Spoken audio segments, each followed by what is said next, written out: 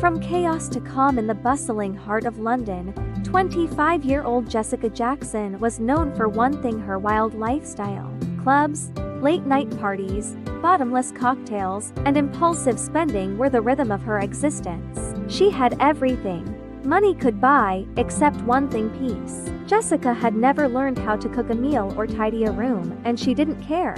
As far as she was concerned, life was meant to be lived loudly, and believed there was more to her than what people saw.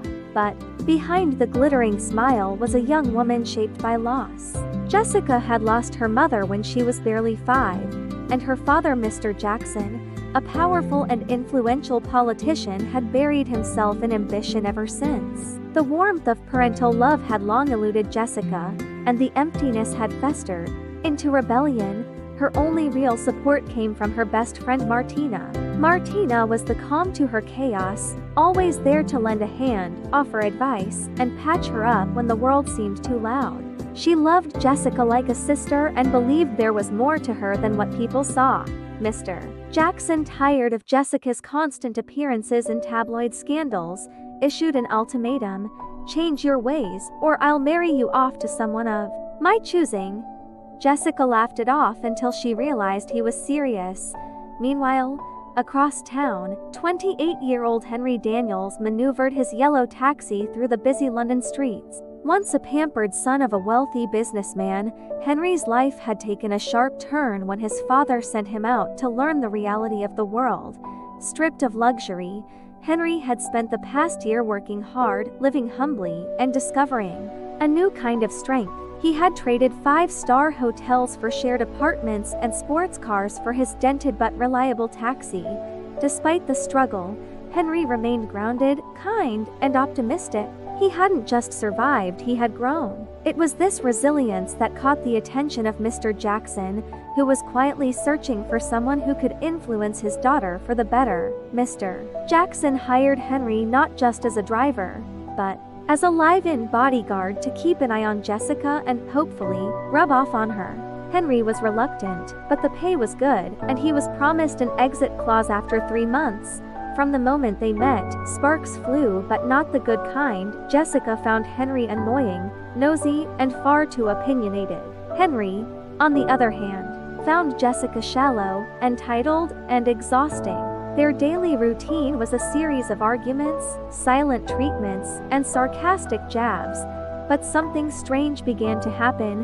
One rainy afternoon, Jessica returned home drenched and frustrated after being stood up by a date. Henry, without a word, handed her a warm towel and made her tea. "You don't have to talk," he said. "Just warm up." It was the first time in years someone had shown her kindness without wanting something in return. Slowly, walls began to crumble. Henry started teaching her how to cook simple meals: eggs, noodles, jollof rice. At first, she messed up everything, but she laughed through it. For the first time, she allowed herself to be seen as vulnerable. And Henry, always patient, never mocked her. They shared stories. Jessica about her mother, the loneliness, the pressure of being the daughter of a public figure. Henry about his fall from grace, and how being stripped of wealth had helped him see life differently. They talked about dreams, about fears, about regrets, and then, unexpectedly, something shifted. It was during a road trip to her aunt's house in Croydon that they really saw each other not just as opposites, but as people. She sang loudly to the radio. He harmonized, off-key but joyful. They laughed. They fought over snack choices. They played silly games, and somewhere on the long road back to London, their hands brushed and stayed there. Jessica began to change, not because Henry demanded it, but because he inspired it. She learned how to clean her own room, manage her finances, and say thank you with sincerity. She began volunteering at a local shelter with Martina. She still loved music and nightlife, but now it had balance. Mr. Jackson noticed the difference and was impressed. He saw a spark in Jessica that reminded him of her mother. But he also noticed something else: Henry and Jessica were falling for each other. It wasn't smooth sailing.